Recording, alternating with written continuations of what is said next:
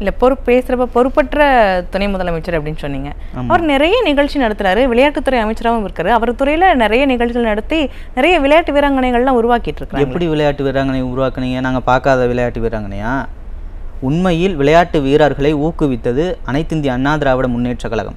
உள் இட ஒதுக்கீடு விளையாட்டு வீரர்களுக்கு 1%, அதை ஒரே வருஷத்தில் 2% மாற்றி கொடுக்குறாரு. யார் தெரியுமா? எடப்பாடியார் முதலமைச்சராக இருந்தபோது 2021 ஆட்சி முடியறதுக்கு முன்னாடி 2%ஐ 3% உள் இட ஒதுக்கீடை உருவாக்கி கொடுத்து விளையாட்டு வீரர்களுக்கு வேலை வாய்ப்பை ஏற்படுத்தி கொடுத்த ஒரே கட்சி உலகத்திலே அனைத்து இந்திய அண்ணா திராவிட முன்னேற்ற கழகம் மட்டும்தான். இந்தியாவிற்கே பெருமை சேர்த்த கட்சி. இப்போது இவர் எப்படி விளையாட்டுத்துறைக்கு பெரிய பெருமை சேர்த்தாருன்னா, ஒருத்தன் போட்டிக்கே போல, மாற்றுத்திறனாளி ஒருத்தர், அவன் போட்டிக்கும் போல, அவன் விளையாட்டு வீரர்னு கிடையாது. இந்த ஒரு படத்தில் வடிவேல் சொல்லுவார்ல, அண்ணன் பேரை நல்லா பச்சை குத்தி கொடுனே, நாங்கள் கோப்பையை வீட்டுக்கு கொண்டு போகிற மாதிரி அவன் பாட்டுக்கு வரான், ஒரு கோப்பையை கொண்டு வரான்.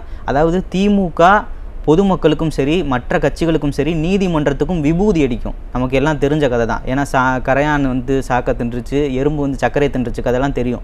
இவங்க விபூதி அடித்து பார்த்துருப்பீங்க. இவங்க கட்சிக்கு ஒருத்தன் விபூதி அடித்தான் பார்த்தீங்களா?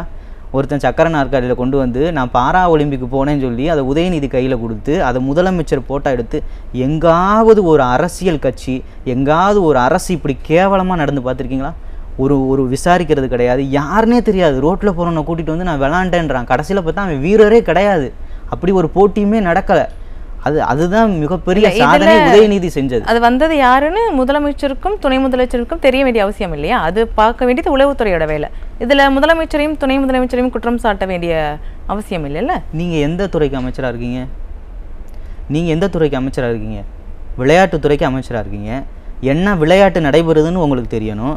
எத்தனை வீரர்கள் போகிறாங்க, அவங்களுக்கு என்னென்ன வசதிகள் செய்யப்பட்டிருக்குன்றதுன்னு நீங்கள் பார்க்கணும். உங்களுக்குன்னு ஒரு தொகுதி இருக்குது, அந்த வேலையும் பார்க்கணும். அப்போ நீங்கள் உங்களுடைய வேலைகளை செய்ய மறந்து, உங்களுடைய கடமைகளை செய்ய மறந்து, சினிமா மோகத்தில் யாராவது ஒருத்தன் மியூசிக் டைரக்டர் மியூசிக் ஷோ வைக்கிறான், இல்லை எங்கேயாவது செஸ் போட்டி வைக்கிறான், இல்லை கார் ரேஸ் வைக்கிறான்னா அங்கே குடும்பத்துடன் சென்று போய் பார்க்குறது. இப்போ கூட துபாய் போயிருக்காரு. அவங்களோட பையன் பிள்ளைக்கு காலாண்டு தேர்வு விடுமுறையை கொண்டாடுவதற்காக குடும்பத்துடன் போயிருக்காரு. இந்த மாதிரி போனால் விளையாட்டுத்துறையில் யார் விளையாடுறான்னு உங்களுக்கு தெரியும். இல்லைன்னா உங்களுக்கு விபூதி தான் அடிப்பான். துபாய் போயிருந்தாலும் கரூருக்கு வர வேண்டிய இடத்துக்கு மரியாதை செலுத்திட்டு தானே போகிறாரு. எப்படி வந்தார்? ஒரு நிமிஷத்தில் வாராப்புல.